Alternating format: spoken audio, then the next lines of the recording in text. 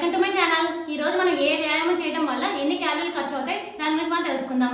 Small reminder, ఏ part లేని information మీకు valuable గా అనిపిస్తే నా ఛానల్ తప్పకుండా సబ్స్క్రైబ్ చేసుకోండి, అలా లైక్ చేయండి. అప్పుడు ఎక్కువ మందికి ఇన్ఫర్మేషన్ రీచ్ అవుతుంది. మీ ఫ్రెండ్స్ అండ్ ఫ్యామిలీకి షేర్ చేయండి, వాళ్ళు హెల్తీ ఇన్ఫర్మేషన్ తెలుసుకుంటారు. ఇంకా లేట్ ఎందుకు మన టాపిక్ లో వెళ్ళిపోదాం.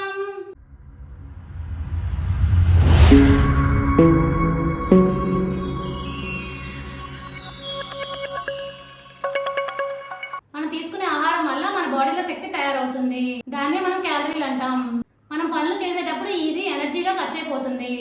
తిండికి తగినట్లుగా పని చేస్తూ ఉంటే బరువు అనేది పెరగకుండా ఉంటాం. తిండి పెరిగి పని తగ్గితే బాడీలో క్యాలరీలు మిగిలిపోయి బరువు సమస్య అనేది వస్తుంది.